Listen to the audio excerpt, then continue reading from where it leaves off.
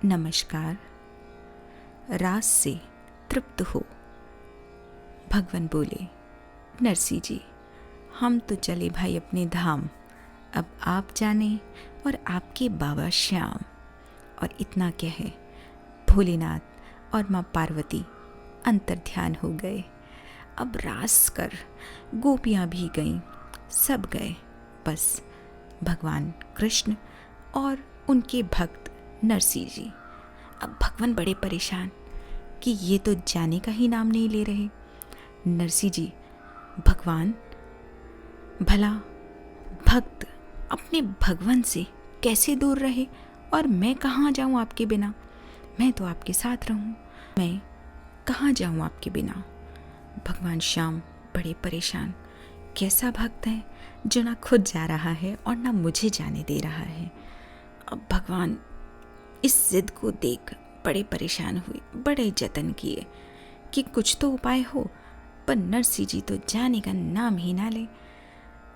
पर भगवान भी, क्योंकि वो तो कन्हैया हैं, उन्हें तो सब पता है, तो उन्होंने थोड़ा मस्का लगाया, थोड़ा समझाया और उपहार स्वरूप केदारनाथ, देखिए ये वही केदार है जो हमने पहले एपिसोड में किया था, वही केदार राग नरसी जी को भगवान श्याम ने, जो कि भगवान केदारनाथ का प्रिय राग है, उन्हें उपहार स्वरूप दिया और यह सुनिश्चित किया कि नरसी जी जब भी चाहेंगे भगवान श्याम उनके सामने उसी वक्त उपस्थित हो जाएंगे और जब उस केदार राग के स्वरों में बंध कर कुछ भी गाएंगे तो भगवान श्याम वहाँ ज़रूर होंगे, क्योंकि केदारनाथ जो कि भगवान श्याम के आराध्य हैं और ये राग उनका बड़ा प्रिय राग है। बस बड़ी मुश्किल समझा बुझा के, उपहार दे के, कैसे भी कर वहाँ से अंतर ध्यान हुए और तब जाके कहीं नरसी जी का भी ध्यान हटा। यहाँ नरसी जी जैसे ही अपनी ध्यान अवस्था से बाहर आए तो उनके पास राग केदार और अपनी कन्हैया का आशीर्वाद भी था। उन्हें भगवान श्याम से जो बहुत आशीर्वाद और धन प्राप्त हुआ। अब नरसी जी भी एक संपन्न और धनी परिवार के थे। शहर के बीचों बीच एक बड़ा सा घर, धन दौलत, सभी कुछ उनके पास था, परंतु भक्त को धन दौलत से क्या लेना। नरसी जी तो अब भी बस अपने भगवान के ध्यान में और उनके ही गुणगान में व्यस्त रहते, उनके भजन कीर्तन, बस हमेशा अपने श्याम की भक्ति में व्यस्त रहते, परंतु हमेशा दान पुण्य करते, किसी को अपने यहाँ से खाली नहीं लौटाते, हर किसी की तकलीफ में उनका साथ देते। बस इसी तरह वक्त गुजरता गया। धीरे धीरे उनके पुत्र और उनकी पुत्री वो भी बड़े हो गए थे और वो दोनों ही अपने पिता के समान अपने श्याम की भक्ति में और दान पुण्य में व्यस्त रहा करते। भक्त नरसी जी को उनकी पुत्री, जिसका नाम नानी बाई था, उनके विवाह की चिंता सताने लगी। और लेकिन कहते हैं ना, जिनके साथ प्रभु हूँ उन्हें क्या चिंता, पर फिर भी पिता हैं। कुछ ही समय बाद उनके यहाँ अनजान नगर के श्रीरंग जमींदार जी के बेटे का रिश्ता आया उनकी पुत्री नानी बाई के लिए, और नरसी जी ने वह स्वीकार कर अपनी पुत्री नानी बाई का विवाह श्रीरंग जी के यहाँ तय किया। देखते ही देखते वक्त बीतने लगा। काल चक्र जो कभी नहीं रुकता, फिर चाहे वह मनुष्य हो या भगवान, किसी के लिए भी काल चक्र अपनी गति कभी नहीं रोकता।